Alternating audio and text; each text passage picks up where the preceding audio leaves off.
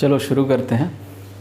ACF या forest ranger 2020 के लिए मैं फ़िज़िक्स पढ़ाने वाला हूँ। आज फर्स्ट लेक्चर है। तो जैसा कि आप लोग देख सकते हैं लिखा हुआ है CGPSC ACF या फॉरेस्ट रेंजर 2020 अभी जो एग्ज़ाम होने वाला है शायद 2-3 महीने में। ठीक है, तो हम लोग फ़िज़िक्स पढ़ेंगे।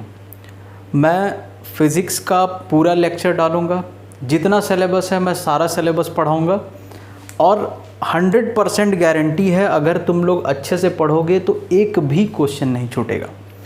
फ़िज़िक्स पढ़ने का तरीका समझो कि फ़िज़िक्स तुमको फील करना है। जब तुम फ़िज़िक्स फील करोगे तो अपने आप क्वेश्चन बनने लगेगा, उसके लिए कोई दिक्कत नहीं है। ठीक है, तो हम लोग शुरू करते हैं। फॉर्मेलिटी नहीं किया जाए, सीधा शुरू किया जाए। मैं एकदम बेसिक से स्टार्ट करूँगा। जिनको जो बेसिक आता होगा वो वीडियो को भगा भगा के देख लेंगे, क्योंकि हिंदी मीडियम में पढ़ाना है। तो एक चीज़ समझिए कि मैं पढ़ाऊँगा समझाऊँगा तो मैं हिंदी में, लेकिन हो सके तो मैं कहीं कहीं पे नाम अगर इंग्लिश में लिखूँगा तो प्लीज़ उसको आप लोग मैनेज कर लीजिएगा। ठीक है, तो सबसे पहले हम लोग स्टार्ट करने वाले हैं इलेक्ट्रिसिटी। ठीक है, विद्युत।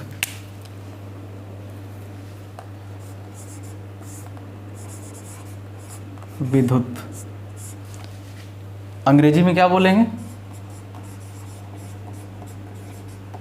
इलेक्ट्रिसिटी। कोई भी क्वेश्चन हो बनेगा, 100% बनेगा। बस मैं फील कराने का कोशिश कर रहा हूँ, आप लोगों को फील करने का कोशिश करना है। हम मैं भी कोशिश करूँगा, आप लोग भी कोशिश करेंगे तो 100% फील होगा, कोई दिक्कत नहीं। ठीक है, अब इलेक्ट्रिसिटी पढ़ना है। तो इलेक्ट्रिसिटी दो टाइप का होता है, एक स्थिर विद्युत, एक होता है स्थिर विद्युत, पहला। ठीक है, स्थिर विद्युत किसको बोलते हैं? Static electricity. नाम से सीधा मतलब समझते हैं, बहुत ज़्यादा घुसने की ज़रूरत नहीं। स्थिर विद्युत क्या होता है? रुका हुआ, जहाँ पे चार्ज रुका रहेगा वो स्थिर विद्युत है, स्टैटिक इलेक्ट्रिसिटी बोलते हैं। दूसरा क्या होता है? धारा विद्युत, धारा विद्युत, करंट इलेक्ट्रिसिटी। करंट इलेक्ट्रिसिटी को तो सबको करंट इलेक्ट्रिसिटी समझ आता ही होगा। ये चार्ज रुका हुआ नहीं रहता है, बहता रहता है, किसी ना किसी को कभी ना कभी करंट लगा ही रहता है, तो पता ही है चार्ज रुका हुआ तो नहीं। ठीक है, ये सब हम लोग को देखना है। तो सबसे पहले हम लोग स्टैटिक इलेक्ट्रिसिटी पढ़ेंगे। मैं जहाँ पे भी स्टैटिक इलेक्ट्रिसिटी बोलूँ वहाँ पे प्लीज़ समझ जाना स्थिर विद्युत, और जहाँ करंट इलेक्ट्रिसिटी बोलूँ धारा विद्युत। क्या है, फ्लो में हो सकता है मैं इंग्लिश नाम लूँ, लेकिन मैं समझाऊंगा हिंदी में। बार बार बोल रहा हूँ, मैं समझाऊंगा हिंदी में, इसीलिए पेशेंस रखने का है। मैं पूरा सिलेबस 100% सिलेबस मैं पढ़ाऊँगा और 100% क्वेश्चन बनेगा, गारंटी है एकदम। ठीक है, मैं डाल रहा हूँ इसको। ओके, तो सबसे पहले हम लोग स्टार्ट करते हैं इलेक्ट्रिक चार्ज से। विद्युत आवेश, विद्युत आवेश, आवेश आएगा, चार्ज आएगा, तभी इलेक्ट्रिसिटी होगा। ठीक है, तो विद्युत आवेश बोले तो इलेक्ट्रिक चार्ज। जो जो चीज़ लिखने लायक रहे लिख लेना प्लीज़। मैं तो ये बोलूँगा, पढ़ने का एक टेक्निक बता रहा हूँ, सबको पता रहता है टेक्निक, फिर भी मैं अपने हिसाब से बता रहा हूँ फिज़िक्स पढ़ने का क्या टेक्निक है। आप लोग अपने दिमाग में क्लाउड्स बनाइए। क्लाउड समझ आता है, बादल। तो टॉपिक का क्लाउड बनाना है हमको दिमाग में। ये इलेक्ट्रिसिटी हो गया, स्टैटिक इलेक्ट्रिसिटी हो गया, करंट इलेक्ट्रिसिटी हो गया। जब हमको याद करना हो ना तो तुरंत सोचो और वो याद हो जाए, याद आ जाए। जैसे हमारा एक चैप्टर कंप्लीट होता है तो आपको एक पेज लेके बैठना है। सबसे पहला काम करना है कि याद करो, बिना देखे टॉपिक्स के नाम लिखो। Static electricity, current electricity, charge, quantization of charge, ठीक है, इलेक्ट्रॉन थ्योरी, जो भी है सब टॉपिक लिखो। उसके बाद टॉपिक से रिलेटेड सारे फॉर्मूलाज लिखो। बुक देखना नहीं है, पढ़ने के बाद बुक नहीं देखना है, पहले सब को लिखना है। उसके बाद लिखने के बाद फॉर्मूला लिखो, सब लिखो। उसके बाद बुक से मिलाओ कि कहाँ कहाँ पे कौन कौन सा टॉपिक छूटा है जो आपके दिमाग के क्लाउड में नहीं था, उसको फिर आप क्लाउड में इंक्लूड कीजिए, उसको डालिए। तो ऐसे क्या है, नोट्स की ज़रूरत नहीं पड़ेगी, सब दिमाग में घूमेगा, मज़ा आएगा फिर क्वेश्चन बनाने में। ठीक है, तो ये जो विद्युत आवेश है ये दो टाइप का होता है। ठीक है, एक होता है पॉजिटिव चार्ज और एक होता है निगेटिव चार्ज। सब एकदम बेसिक से चलते हैं, समझ आएगा, बिल्कुल समझ आएगा। इसको हिंदी में बोलते हैं धन आवेश। ठीक है, इसको बोलते हैं ऋण आवेश। जल्दी जल्दी में कहीं कुछ स्पेलिंग मिस्टेक या हिंदी गलत लिख दूं तो प्लीज़ माफ़ करना। ठीक है, ये कहानी। अब एक इलेक्ट्रॉन पे कितना चार्ज होता है? चार्ज ऑन एन इलेक्ट्रॉन, ई लिखता हूँ। एक इलेक्ट्रॉन पे चार्ज कितना होता है? 1.6 इंटू 10⁻⁻19 कूलम, इतना होता है। ठीक है, इतना चार्ज होता है। कूलम लिख लिया जाए, कूलम, सी फॉर कूलम, सी से कूलम। ठीक, अब हम लोग को कूलम्स लॉ भी पढ़ना है। कूलम्स लॉ क्या है पढ़ेंगे, ये याद रखो। सबसे पहले कूलम्स लॉ पढ़ने से पहले हम लोग ये देख लेते हैं कि सबसे पहली बात कि पॉजिटिव चार्ज होने का क्या मतलब है, नेगेटिव चार्ज होने का क्या मतलब है, ये चीज़ समझेंगे। और उससे पहले हम लोग देख लेते हैं वैद्युत आवेश का इलेक्ट्रॉन सिद्धांत। वैद्युत आवेश का इलेक्ट्रॉन सिद्धांत, इसको मैं मिटा रहा हूँ, प्लीज़ लिख लो इसको। दिख रहा है, पूरा बोर्ड आ रहा है साफ? ठीक है, तो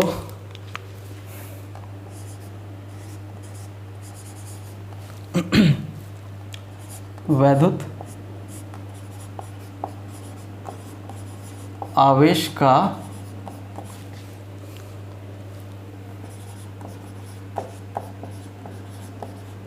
इलेक्ट्रॉन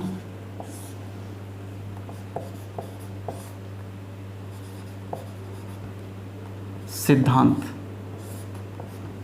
ठीक है, सिद्धांत ये ना चलिए, इसी को क्या बोलते हैं? Electron theory of electric charge. Electron theory of electric charge. ठीक है, अब देखो, कोई भी हमारा मटेरियल है वो मॉलिक्यूल से मिलके बना रहता है। ठीक है, अणु, मॉलिक्यूल, परमाणु, एटम। ठीक है, और जो हमारा आप समझ ली अणु है वो बहुत सारे परमाणु से मिलके बना रहता है, मतलब मॉलिक्यूल एटम से मिलके बना रहता है। अब हम लोग किसी एक एटम की अगर हम लोग बात करते हैं, एक एटम मैं बना रहा हूँ,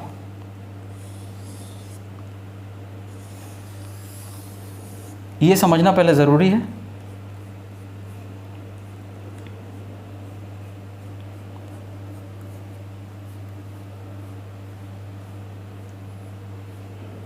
तो ये किस टाइप से रहता है? इसके बीच में न्यूक्लियस रहता है, ये बीच में क्या रहता है, और इसके पास पॉजिटिव चार्ज रहता है। इसको क्या बोलते हैं? हिंदी में बोलेंगे नाभिक। नाभिक। ठीक है, सब छोटा छोटा टर्म समझना बहुत ज़रूरी है।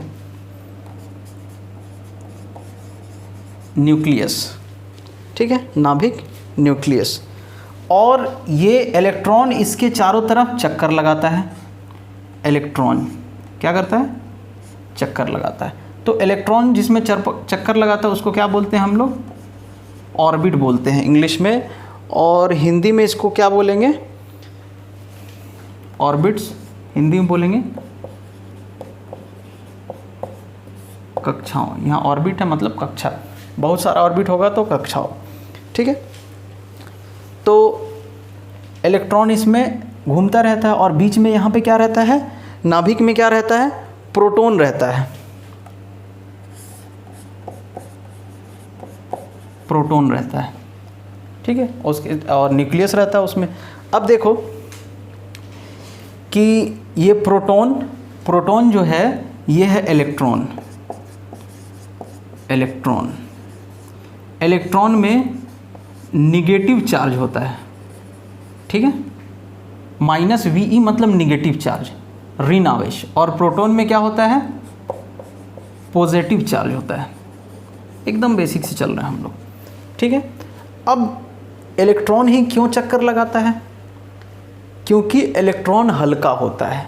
अब पहले मैं मास ऑफ इलेक्ट्रॉन बता दूं तुम लोग को, तो तुम लोग को समझ आ जाएगा कि कैसे हल्का है। देखो मास ऑफ इलेक्ट्रॉन कितना होता है, इसको नोट करोगे 9.1093897 इंटू 10⁻⁻31 kg, ठीक है। और मास ऑफ प्रोटॉन कितना होता है 1.6231 into 10⁻⁻27 kg।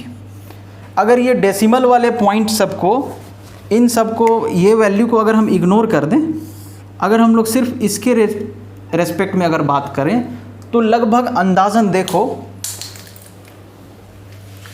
Mass of electron कितना है 10⁻⁻31 और मास ऑफ प्रोटॉन कितना है -27, ठीक है।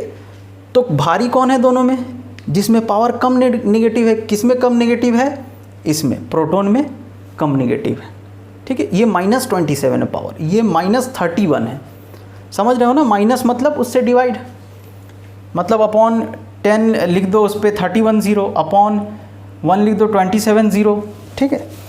अब उसके बाद भारी कौन है, ये भारी है प्रोटॉन। कितना भारी है, लगभग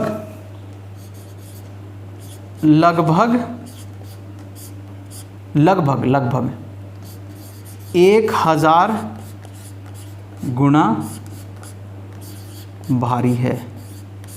कौन 1000 गुना भारी है, प्रोटॉन, ठीक है,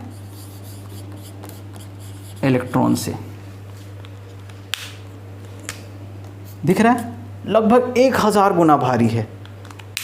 कौन, प्रोटॉन इलेक्ट्रॉन से, प्रोटॉन इलेक्ट्रॉन से लगभग 1000 गुना भारी है। अब सोच लो इलेक्ट्रॉन कितना हल्का है, हम बोल सकते हैं इसको कि इलेक्ट्रॉन प्रोटॉन से 1000 गुना हल्का है, ठीक है। इलेक्ट्रॉन 1000 गुना हल्का है प्रोटॉन से, और प्रोटॉन 1000, लगभग की बात कर रहे हैं ना, पॉइंट पकड़ के मत बैठ जाना, लगभग एक अंदाजन जो दिख रहा है। एग्जैक्ट वैल्यू निकालेंगे तो कुछ 1800 कुछ आएगा, ठीक है, 1800 कुछ आता, लगभग हम लोग 1000 गुना बोलते हैं इसको। तो हल्का कौन है, इलेक्ट्रॉन है, इसीलिए इलेक्ट्रॉन चक्कर लगाता है, पहली बात। दूसरी बात ये कि जो हमारा एटम है वो इलेक्ट्रिकली न्यूट्रल होता है। एटम क्या होता है, एक पॉइंट लिखेंगे यहाँ पे, ये एक पॉइंट लिखा, दूसरा पॉइंट मैं लिख रहा हूँ, एटम इलेक्ट्रिकली न्यूट्रल होता है। इलेक्ट्रिकली न्यूट्रल को हम लोग हिंदी में क्या बोलेंगे, विद्युत उदासीन, ठीक है। तो एटम क्या होता है, इलेक्ट्रिकली न्यूट्रल होता है, ठीक है। ये नोट कर लोगे, ये चीज़ समझ आया कि इलेक्ट्रॉन घूमता है। तो अब हमको एक आइडिया है, एक तो इलेक्ट्रॉन घूमता है, क्यों घूमता है समझ आ गया, क्योंकि इलेक्ट्रॉन हल्का, बहुत हल्का है, 1000 गुना हल्का है प्रोटॉन से, ठीक है। अब एटम जो है इलेक्ट्रिकली न्यूट्रल होता है। तो सोचो ये इलेक्ट्रिकली न्यूट्रल कब होगा, जब इलेक्ट्रॉन के पास जितना निगेटिव चार्ज हो, प्रोटॉन के पास भी उतना ही निगेटिव चार्ज रहना चाहिए।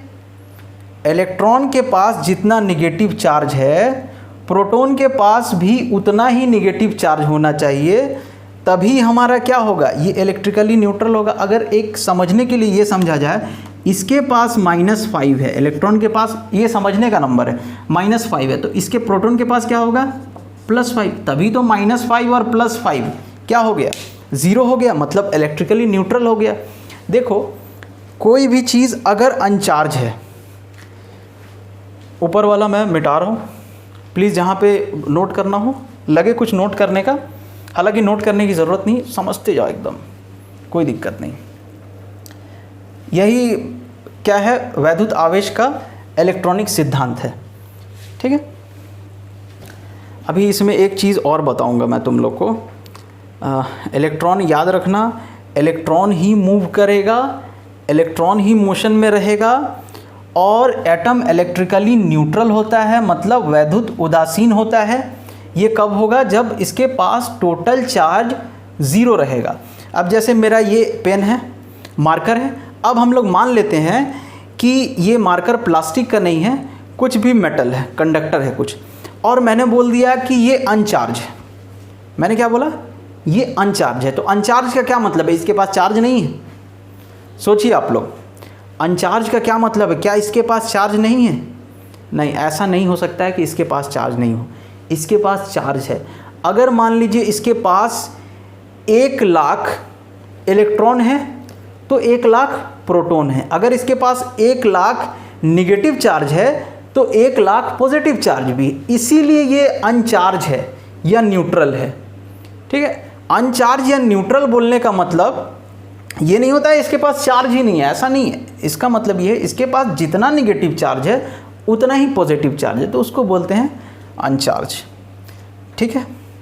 समझ आ गया, समझ आ गया, ठीक है। इसको अब मैं डाल रहा हूँ यहाँ पे, ये सब नोट कर लो, मैं डाल रहा हूँ इसको। अब एक लाइन लिखो, इलेक्ट्रॉन सिद्धांत के आधार पर देखो चार्ज जो है वो कैसे आता है। जैसे मान लीजिए हम कंघी लेते हैं अपने बाल में, अगर हमारा बाल सूखा है ना, बाल गीला नहीं होना चाहिए, हमारा बाल सूखा हुआ है, ठीक है, और हम अपने बाल में रगड़ते हैं कंघी को, ठीक। उसके बाद हम उसको कागज़ के छोटे छोटे टुकड़े के पास ले जाते हैं तो वो उसको अट्रैक्ट कर लेता है। क्यों अट्रैक्ट करता है? क्योंकि कंघी पे बाल के साथ जब हम लोग घर्षण किए, मतलब फ्रिक्शन किए, तो उस पर चार्ज आ गया। कैसा चार्ज आ गया? स्टैटिक चार्ज आ गया, ठीक है। कैसा चार्ज आ गया? स्टैटिक चार्ज आ गया, रुका हुआ चार्ज। कंघी पे रुका हुआ, वो कहीं से बह के हमारे हाथ वाथ में या कहीं जा नहीं रहा, हमको करंट लग नहीं रहा है, ठीक है, तो वो स्टैटिक चार्ज है, रुका हुआ है चार्ज। उसको जाने के लिए भाई मान लीजिए कि इसके पास ये कुछ कंडक्टर हम लोग लिए हैं, इधर minus minus minus minus minus आ गया है, इधर प्लस प्लस प्लस प्लस है, तो इसको हम लोग स्टैटिक चार्ज बोलते हैं। लेकिन अगर हम लोग इसी से कुछ कनेक्ट कर दें, इसको सर्किट कंप्लीट कर देंगे, तो इसमें करंट फ्लो होने लगेगा, ठीक है। और जब करंट फ्लो होने लगेगा तो इसको करंट इलेक्ट्रिसिटी बोलेंगे। और जब हम सर्किट कंप्लीट नहीं बुक करेंगे तो हम इसको स्टैटिक इलेक्ट्रिसिटी बोलेंगे, ठीक। अच्छा, हाँ, तो लिखो, किसी वस्तु के आवेशित होने के लिए इलेक्ट्रॉन ही उत्तरदायी होता है। किसी वस्तु के आवेशित होने के लिए इलेक्ट्रॉन ही उत्तरदायी होता है, प्रोटॉन नहीं। एकदम पक्की बात, एकदम पक्की बात, लिख लो। किसी वस्तु के आवेशित होने के लिए इलेक्ट्रॉन ही उत्तरदायी होता है, प्रोटॉन नहीं, ठीक है। अब देखो ये हम लोग क्यों बोले, तो अभी हम लोग देखे थे हल्का कौन है, हल्का कौन है? इलेक्ट्रॉन है हल्का। प्रोटॉन क्या है? भारी है। तो अब सोचो कोई चीज़ हल्की है और कोई, जैसे अगर आंधी चल रहा है, आंधी समझते हो लोग, हवा आया, आंधी तूफान आया, तो क्या उड़ता है? भारी चीज़ उड़ता है या हल्का उड़ता है? जाहिर सी बात है हल्का उड़ता है, हल्का ही मूव करेगा। तो वैसे ही हम लोग मॉलिक्यूल्स की बात करें, अगर अणु की, उसमें परमाणु की बात करें, एटम की, तो एटम में हल्का कौन है? इलेक्ट्रॉन है। तो अगर मूव करने की बारी आएगी तो कौन मूव करेगा? इलेक्ट्रॉन ही मूव करेगा। ये याद रखना है, इसी चीज़ को मैंने लिखाया है, इलेक्ट्रॉन ही मूव करेगा। ये चीज़ अच्छे से एकदम दिमाग में बैठा लो, ठीक है। और इलेक्ट्रॉन के ही मूव करने के बाद के कारण कहीं पे भी चार्ज होगा, पॉजिटिव चार्ज होगा या नेगेटिव चार्ज होगा। अब वो कैसे होगा वो मैं बताता हूँ, ठीक है। एक चीज़ और हम लोग लिखेंगे कि चार्ज ऑन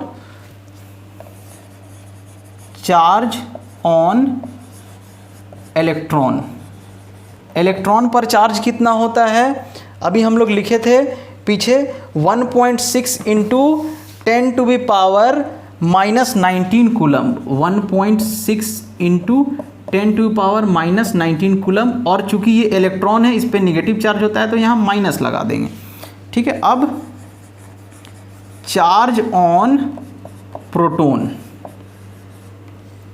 ठीक है, कितना होगा, +1.6 इंटू 10⁻⁻19 कूलम। ये एक प्रोटॉन का बात हो रहा है और ये एक इलेक्ट्रॉन का, एक इलेक्ट्रॉन पे इतना चार्ज, एक प्रोटॉन पे इतना चार्ज, ठीक है। अब टोटल चार्ज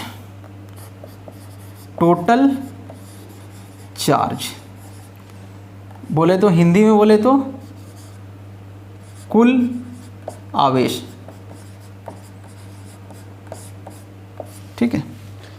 कुछ गलत होगा यार, हिंदी तो प्लीज़ यार माफ़ कर लेना, ठीक है।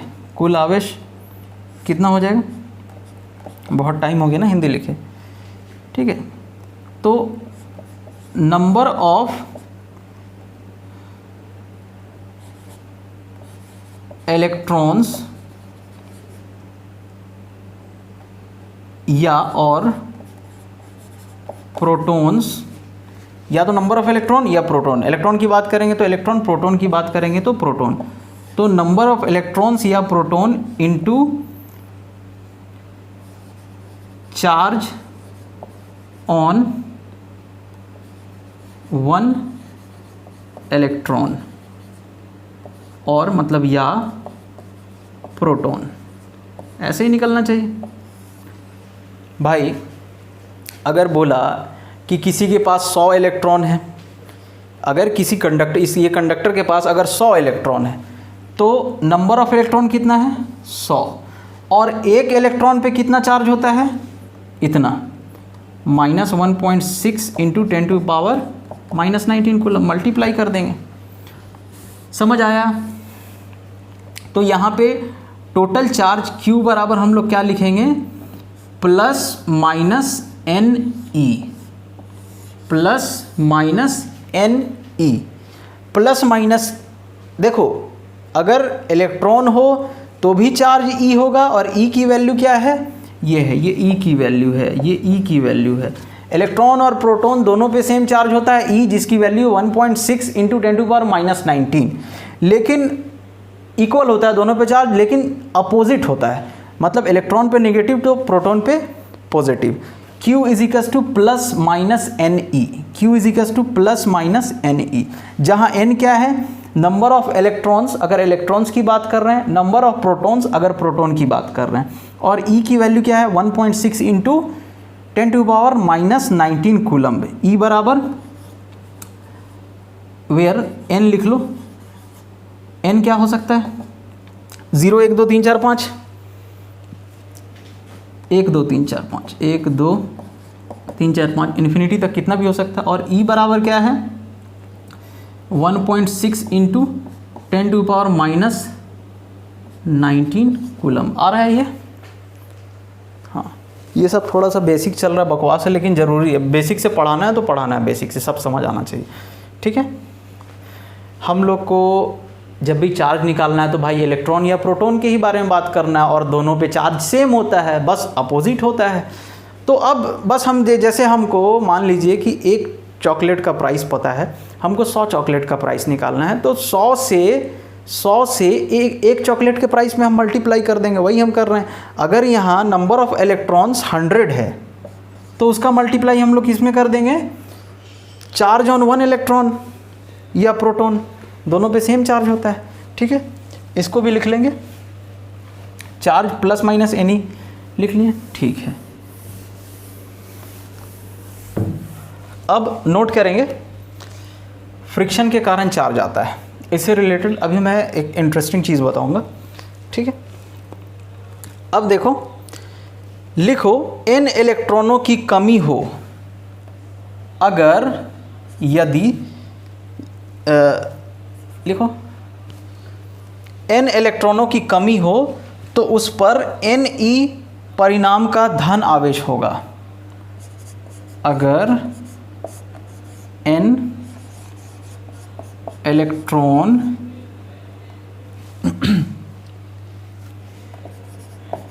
की कमी हो तो चार्ज क्या हो जाएगा? Ni। ठीक है, Q बराबर Ni होता है, ये प्लस माइनस का बात नहीं कर रहे हैं। तो पहला, अगर n इलेक्ट्रॉन की कमी हो तो उस पर Ne परिमाण, तो उस पर Ne परिमाण का, बहुत लोगों को ये थोड़ा सा बकवास लग सकता है क्योंकि एकदम बेसिक से पढ़ा रहा हूँ, ज़रूरी है बेसिक पढ़ाना कॉम्पिटिटिव में। तो उस पर एनी परिणाम का परिमाण का धन आवेश धन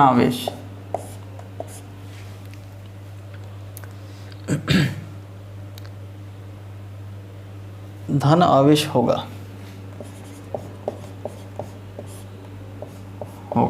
धन आवेश मतलब पॉजिटिव चार्ज होगा। ठीक है। दूसरा, अगर या लिखो यदि n इलेक्ट्रॉन्स की अधिकता हो जाए,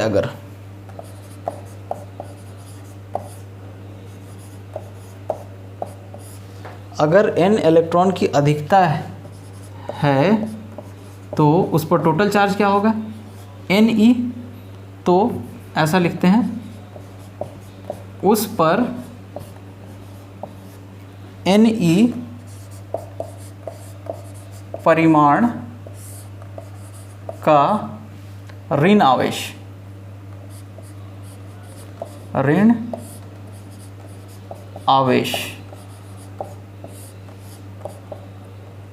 निगेटिव चार्ज होगा। अब इसको रटना नहीं है, इसको मैं समझा रहा हूँ कैसे होगा। मान लीजिए कि ये हमारा कोई कंडक्टर है, ठीक है। अगर इसमें -5000 इलेक्ट्रॉन आ जाएं, इसमें पहले न्यूट्रल था, पहले क्या था? न्यूट्रल था। अब -5000 इलेक्ट्रॉन आ जाए। माइनस क्यों लगाएं? इलेक्ट्रॉन के लिए। अगर, या देखो एक चीज़ तो हम लोग समझ चुके हैं ना, ये क्लियर है मेरे ख्याल से, कि जो भी हमारा हम लोग बात कर रहे हैं, जो भी बात कर रहे हैं हम लोग कि चार्ज आ रहा है जा रहा है, तो पॉजिटिव चार्ज कहीं भी नहीं जाना है, क्योंकि वो तो इतना भारी है, वो कहाँ से जाएगा? वो इलेक्ट्रॉन से 1000 गुना भारी है लगभग। तो जाएगा कौन? इलेक्ट्रॉन ही जाएगा। ठीक है। अब एक जगह से मान लीजिए आप, यहाँ पे क्या आ गया? कितना चार्ज आ गया? -5000 E, मतलब 5000 इलेक्ट्रॉन अगर इस पे आ गया तो चार्ज कितना आया? -5000 E आ गया। तो ये कैसा चार्ज हो गया? अब निगेटिव चार्ज हो गया। अब अगर इसमें से हम मान लें, यहाँ से, इसका मतलब क्या है? निकलना। अगर 5000 इलेक्ट्रॉन निकल जाता है, मतलब माइनस निकल जा रहा है, तो जब जैसे एक एग्जांपल समझते हैं कि किसी के पास भी, अभी मैंने समझाया था, किसी भी कंडक्टर के पास अगर 1 लाख पॉजिटिव चार्ज है तो 1 लाख, समझने के लिए, नेगेटिव चार्ज है। अगर 1 लाख पॉजिटिव चार्ज है तो 1 लाख नेगेटिव चार्ज है। तो अब अगर इसमें से हम लोग निकाल लेते हैं कितना, इसमें से हम लोग निकाल लेते हैं, इलेक्ट्रॉन हटा देते हैं, कितना इलेक्ट्रॉन निकाल लिए?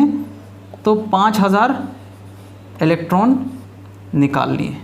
माइनस चार्ज अगर हम लोग 5000 निकाल लेते हैं तो यहाँ बचा कितना? बचेगा यहाँ 95,000 इलेक्ट्रॉन यहाँ बच गया। और इधर पॉजिटिव चार्ज क्या है, जितना था उतना है, पॉजिटिव चार्ज जितना था उतना है। अब यहाँ ध्यान से देखो, नेगेटिव चार्ज कितना है 95,000, पॉजिटिव चार्ज कितना है 1 लाख। तो पॉजिटिव चार्ज कितना ज़्यादा है 5,000 ज़्यादा है, सिंपल सा बात। तो इस पे क्या आ जाता है +5,000 चार्ज आ जाता है, +5,000 -5,000 निकालें। आपके पास दूसरे तरीके से समझते हैं, अगर ब्लैक बॉल है आपके पास 5,000, इसको मैं मिटा रहा हूँ, ठीक है, और आपके पास वाइट बॉल है 5,000। तो अब अगर अभी हम लोग पूछें कि भाई इसका पहचान क्या है, ब्लैक है या वाइट है, अब कलर मिक्स करने मत बैठ जाना, समझो भावनाओं को मेरे समझो। 5,000 ब्लैक है, 5,000 वाइट है, तो हम बोले इसका क्या पहचान है, कोई पूछे बोलेंगे भाई ये न्यूट्रल है, जितना ब्लैक है उतना वाइट है, न्यूट्रल है। अब अगर हम लोग स्टेज 2 में, पहले ये था, ये क्या है न्यूट्रल है। अब अगर हम लोग स्टेज 2 में हम क्या करते हैं, इसमें से वाइट बॉल 5,000 वाइट बॉल था, इसमें से हम लोग 1,000 वाइट बॉल माइनस कर लेते हैं। तो कितना बचा, मतलब निकाल लिए, माइनस करना मतलब निकालना, कितना बचा 4,000। और ब्लैक बॉल कितना बचा, वो तो 5,000 का 5,000 है। अब कोई पूछ दे तुमसे, पूछ दे भाई कि ब्लैक है कि वाइट है, तुम सीधा बोलोगे भाई ब्लैक बॉल है। क्यों ब्लैक है, क्योंकि इसमें ज़्यादा ब्लैक दिख रहा है, पहले जितना ब्लैक था उतना ही वाइट था, तुम बोल दिए न्यूट्रल है। अब क्या दिख रहा है कि भाई वाइट कम दिख रहा है 1,000 और ब्लैक 1,000 ज़्यादा दिख रहा है, तुम लोग बोल दोगे कि ब्लैक है। कितना है ब्लैक, 1,000 ब्लैक है।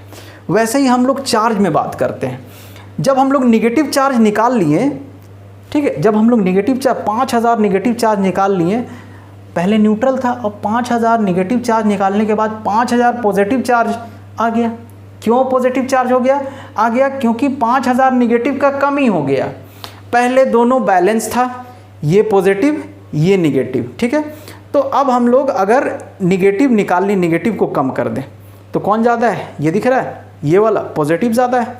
बात समझ आ रही, तो हम लोग इसको क्या बोल देंगे, पॉजिटिवली चार्ज, क्योंकि पॉजिटिव ज़्यादा है। निगेटिव निकलने के बाद कौन ज़्यादा है, पॉजिटिव ज़्यादा है। और अगर निगेटिव इसमें दे दें, सेम यहीं पे मान लीजिए, ये एक एग्जांपल समझ आया स्टेज 2। अब इसी में स्टेज 3 हम लोग लाएं कि हम लोग ये 2 हो गया, इसको मिटा रहा हूँ समझने के लिए, बस ये था। अगर हम लोग थर्ड स्टेज हम लोग करें, ब्लैक बॉल को 5,000 रहने देते हैं, हम लोग क्या बोलें, ब्लैक बॉल मूव नहीं करेगा, ब्लैक बॉल भारी है, वाइट बॉल ही मूव करेगा, वो हल्का है। अब हम लोग 5,000 था, अब हमको 1,000 इसको हम दे देते हैं वाइट बॉल, तो ये कितना हो जाएगा 6,000। अब तुमसे पूछा जाए बताओ भाई कलर क्या है, तो भाई जो ज़्यादा है वो कलर है, ये 1,000 ज़्यादा है तो 1,000 हम वाइट बोल देंगे। वैसे ही कोई अगर न्यूट्रल है तो उसके पास 1 लाख पॉजिटिव चार्ज है, 1 लाख निगेटिव चार्ज है, तो अगर हम उसको ज़बरदस्ती 1 लाख निगेटिव चार्ज दे दें, ये निगेटिव था ये पॉजिटिव था, अगर हम ज़बरदस्ती 1 लाख निगेटिव चार्ज दे दें तो ये बड़ा बन गया। तो अब इसमें अधिकता क्या है, क्या दिख रहा है, ये ज़्यादा क्या दिख रहा है, निगेटिव दिख रहा है, तो इसको हम लोग निगेटिवली चार्ज बोलेंगे।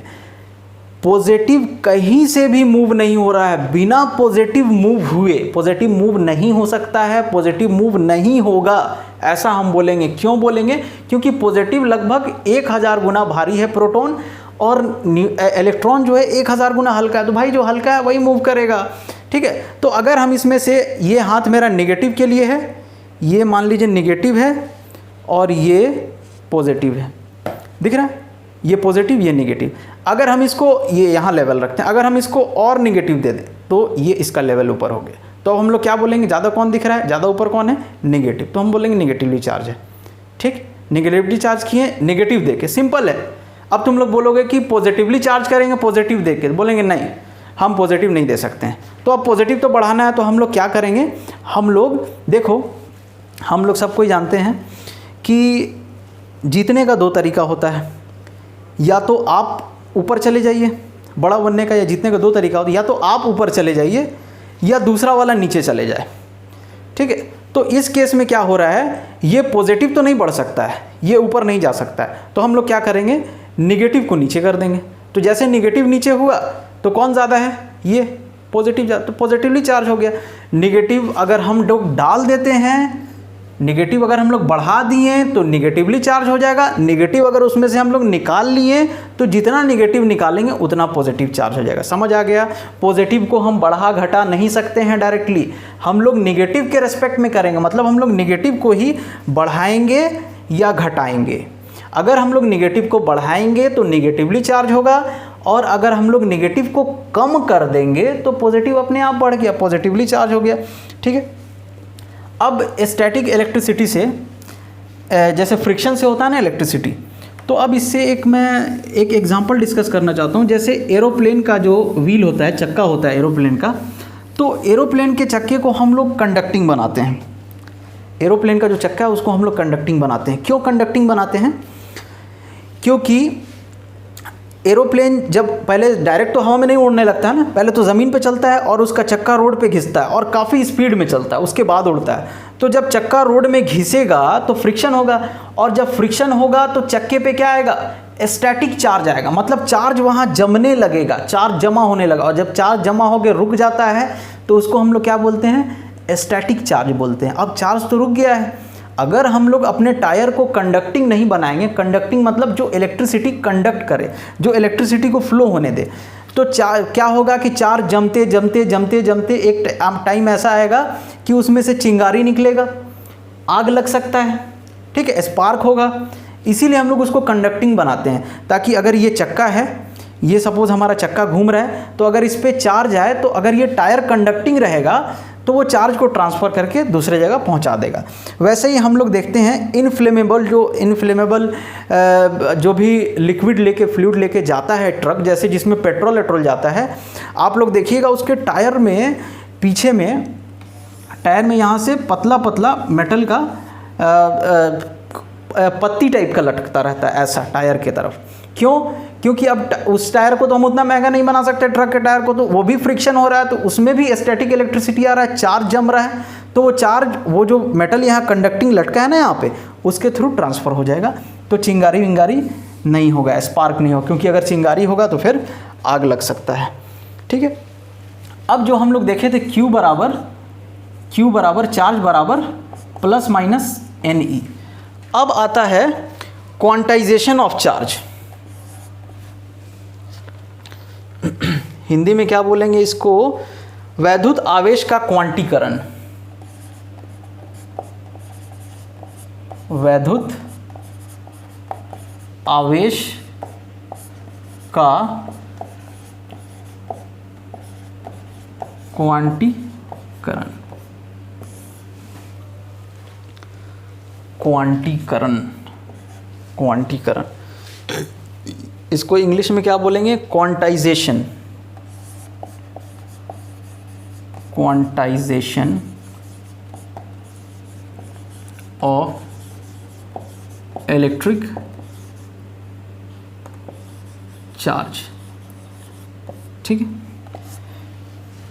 आप लोग में से किसी को भी अगर कुछ भी डाउट हो तो प्लीज़, जो भी डाउट हो मैं समझाऊंगा, मैं बताऊंगा, बस मैं इतना जानता हूँ। मैं चाहे मेरे को जैसे भी समझाना पड़े मैं समझाऊंगा। तो प्लीज़ कमेंट कीजिए या कांटेक्ट कीजिए और आप बताइए। जो आज इस लेक्चर में भी जो समझ में नहीं आया वो नेक्स्ट लेक्चर में मैं ज़रूर समझाऊंगा। तो प्लीज़, टाइम है अभी अपने पास।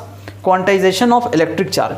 तो अब मैं सीधी सी बात बताऊं, क्वांटाइजेशन ऑफ इलेक्ट्रिक चार्ज अगर ज़्यादा देर नहीं किया जाए तो अगर एनी था ना, तो हम लोग यहाँ क्या बता दिए थे, वेयर, जहाँ एन बराबर क्या है, 1 2 3 4 डॉट डॉट इन्फिनिटी। इसका मतलब ये है कि चार्ज 1 इलेक्ट्रॉन हो सकता है, चार्ज 2 इलेक्ट्रॉन हो सकता है, चार्ज 100 इलेक्ट्रॉन हो सकता है, चार्ज 519 इलेक्ट्रॉन हो सकता है। ठीक है। क्वांटाइजेशन क्या है वो समझो। लेकिन बट चार्ज अगर कोई बोल दे कि 2.5 इलेक्ट्रॉन, तो तुम बोल देना ये गलत है, नहीं होगा, क्योंकि हम लोग चार्ज को इलेक्ट्रॉन में गिन रहे हैं ना। इलेक्ट्रॉन तो खुद ही सबसे छोटा, अगर 2.5 इलेक्ट्रॉन हम बोलें अगर हम लोग 2.5 इलेक्ट्रॉन बोल रहे हैं मतलब 2 और आधा इलेक्ट्रॉन, तो इलेक्ट्रॉन को हम लोग आधा कर सकते हैं? सीधी सी बात है, नहीं कर सकते हैं भाई। हम जानते हैं इलेक्ट्रॉन छोटा है, इलेक्ट्रॉन को तो अभी हम लोग और आधा नहीं किए और छोटा नहीं किए, इलेक्ट्रॉन ही सबसे छोटा है, इलेक्ट्रॉन को भी अभी हम लोग छोटा नहीं किए। तो यही है क्वांटाइजेशन ऑफ इलेक्ट्रिक चार्ज। ये नहीं होगा, मतलब नंबर ऑफ इलेक्ट्रॉन हमारा नेचुरल नंबर में ही रहेगा, मतलब या तो 1 रहे, 2 रहे, 3 रहे, 4 रहे, 100 रहे, 119 रहे, 123 रहे, 1,25,00,000 रहे, 1,03,427 रहे, लेकिन पॉइंट में नहीं होगा, फ्रैक्शन में नहीं होगा। क्योंकि पॉइंट में होने का मतलब इलेक्ट्रॉन को हम लोग तोड़ रहे हैं, हम लोग इलेक्ट्रॉन को नहीं तोड़ सकते हैं अभी, तो इलेक्ट्रॉन नहीं टूटेगा। इलेक्ट्रॉन जो भी रहेगा वो सॉलिड पूरा रहेगा, तो 1 रहे, 2 रहे, 3 रहे, 4 रहे, जो भी रहे। तो इसको हम लोग क्या बोलते हैं? Quantization of electric charge. ठीक है, यहाँ पे n +-1 हो सकता है, +-2 हो सकता है, +-3 हो सकता है, +-4, जो भी प्लस माइनस हो सकता है, लेकिन पॉइंट में नहीं होगा, फ्रैक्शन में नहीं होगा। ठीक है, ये वैद्युत आवेश का क्वांटीकरण हो गया। चार्ज क्यों आता है? चार्ज क्यों आता है? फ्रिक्शन के कारण चार्ज आता है। ठीक है, ये इतना बेसिक था। अब हम लोग आगे चलते हैं और अब हम लोग सीधा देखेंगे। अच्छा, एक चीज़ और बता दूं, अगर कहीं लिखा है mc मतलब मिलीकुलम और इसको पढ़ते हैं म्यू सी लिखा रहा है मतलब माइक्रोकुलम। मिलीकुलम का मतलब क्या है? 10⁻³ कूलम। माइक्रोकुलम का मतलब क्या है? 10⁻⁻6 कूलम। ये यूज़ हो सकता है, इसीलिए इसको लिख लेंगे। ठीक है, अब हम लोग को क्या देखना है? Coulomb's law, Coulomb's law for electrostatic. Coulomb's law for electrostatic Hindi में भी लिख लिया जाए, स्थिर विद्युत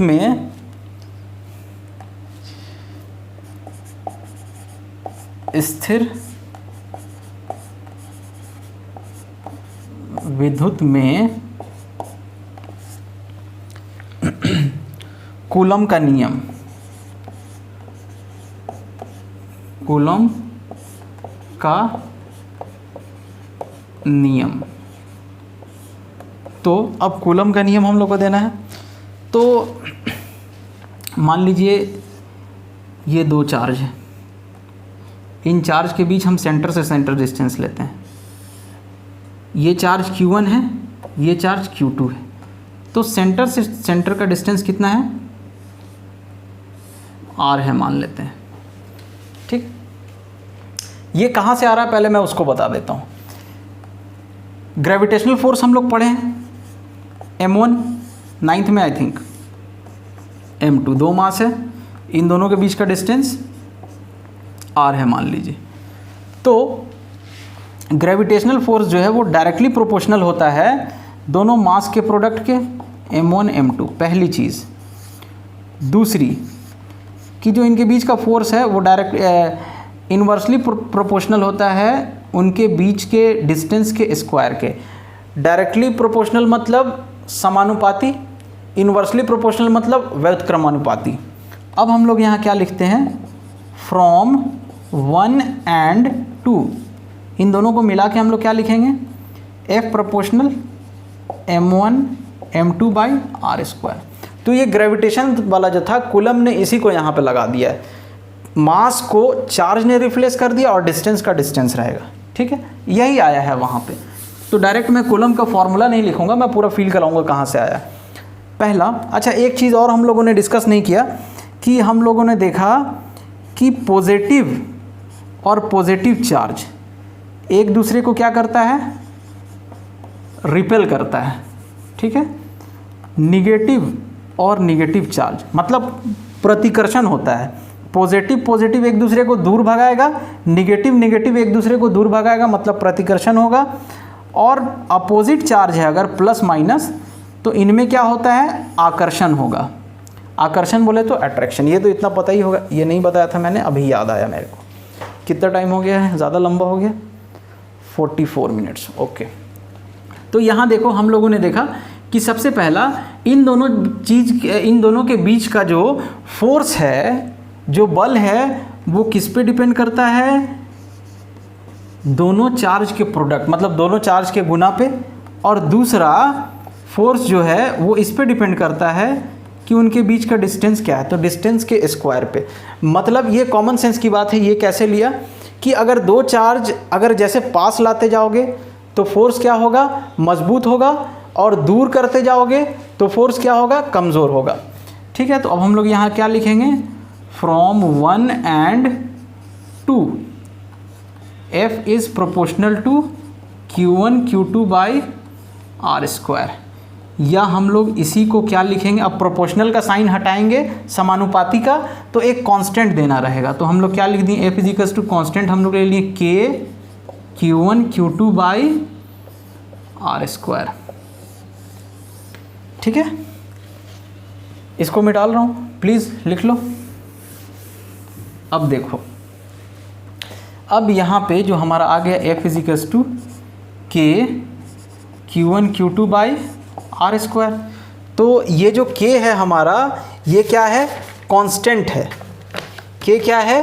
कांस्टेंट है, प्रोपोर्शनल कांस्टेंट, जिसको बोलेंगे समानुपाती नियतांक है। ठीक है, और K की वैल्यू, K कांस्टेंट है, K कांस्टेंट, और K की वैल्यू क्या होती है? 9 into 10 to the power 9 newton metre square पर कूलम्ब स्क्वायर। अब सवाल ये है कि ये यूनिट कहाँ से आया? बताता हूँ कहाँ से आया यूनिट। इसको उठा के ले चलते हैं इधर। हमको K की वैल्यू निकालनी है, बाकी सबको इधर भेजते हैं। F बराबर क्या है? K Q1 Q2 by r square. R square को इधर भेजो तो F आर स्क्वायर हो जाएगा। Q1 Q2 को भेजेंगे तो नीचे आ जाएगा Q1 Q2, ये क्या हो गया? K। अब हमको K का यूनिट चाहिए, यहाँ से हम लोग यूनिट देखते हैं। F की जगह पे फोर्स का यूनिट, SI यूनिट न्यूटन, और ये R क्या है? डिस्टेंस। तो डिस्टेंस का स्क्वायर, डिस्टेंस को मीटर में नापते हैं तो मीटर स्क्वायर। और चार्ज का क्या है? कूलम्ब। तो चार्ज इंटू चार्ज मतलब coulomb into coulomb, coulomb square. तो इसीलिए हम लोग क्या लिखे हैं? Newton metre square by coulomb square. ये K का यूनिट है, ये K कांस्टेंट है। इसकी वैल्यू हम लोग को याद रहनी चाहिए। ठीक है, इसकी वैल्यू हम लोग को याद रहनी चाहिए। अब यहाँ पे एक और चीज़ याद रखना है। K का तो ये कांस्टेंट वैल्यू हमको पता चल गया, ये होता है K इज इक्वल्स टू होता है 1/4 पाई एप्सिलॉन 0। K की वैल्यू क्या होती है? 1/4 पाई एप्सिलॉन 0। ठीक है, और यही क्या होता है? 9 इंटू 10 टू पावर 9।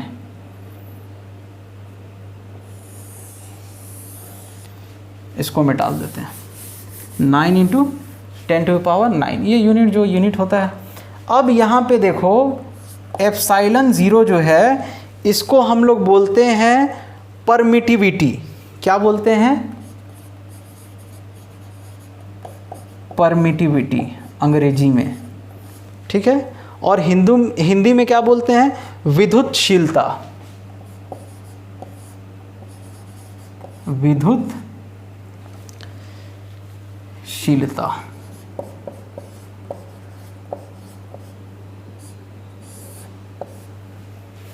ठीक है, विद्युतशीलता बोलते हैं एप्सिलॉन नॉट को। और अगर यहाँ हम लोग इसकी वैल्यू यहाँ से अगर हम लोग निकालें एप्सिलॉन नॉट, हमको K की वैल्यू पता है 9 इंटू 10 टू पावर 9, 4 पता है, 4 तो वैल्यू है, पाई पता है 22/7। इसको रख के उधर भेजा जाए या इसको इधर ले आओ और एप्सिलॉन नॉट को इधर भेजो, तो एप्सिलॉन नॉट की भी वैल्यू को हम लोग निकाल सकते हैं यहाँ से। ठीक है, एप्सिलॉन नॉट की वैल्यू कितनी होती है? 8.854। यहाँ से अगर हम लोग फाइंड करें 8.854 into 10 to the power -12 into 10 to power -12। अब देखो ये एप्सिलॉन नॉट यहाँ से देखो कैसे निकलेगा, तो हम लोग एप्सिलॉन नॉट को उधर भेज देंगे और नंबर को इधर ले आएंगे, तो 4 pi into 9 into 10 to power 9 और एप्साइलन नॉट या एप्साइलन 0 उधर चला गया। तो इसका यूनिट क्या होगा, यहाँ पे तुम किसको भेजे हो, के को भेजे हो ना, अगर के को यहाँ भेज दो, एप्साइलन के को यहाँ भेजे हो, के की जो यूनिट है उसका रेसिप्रोकल, उसका उल्टा, तो इसकी एप्साइलन नॉट की यूनिट क्या हो जाएगी, इसका उल्टा, जो नीचे था वो ऊपर हो जाएगा, कूलम्ब स्क्वायर, फिर n-1 n नीचे चला गया और m-2 ये भी नीचे चला गया। ठीक है, ये समझ आ रहा है ना कैसे निकला है। अरे भाई ये देखो, एप्साइलन नॉट को इधर लाओ, के को इधर भेज दो, तो एप्साइलन नॉट यहाँ आया 1/4 पाई, नीचे गया के की वैल्यू क्या है, ये है, यहाँ पुट कर देंगे। अब इसका तो कोई यूनिट नहीं होता है 4 पाई का, एप्साइलन नॉट का यूनिट क्या होगा, तो जो के का यूनिट है उसका 1/, मतलब उसका रेसिप्रोकल, तो के का यूनिट ये था, इसको उलट दो तो c² ऊपर चला गया, n और m² नीचे आ गया। ठीक है, तो ये एप्साइलन नॉट की वैल्यू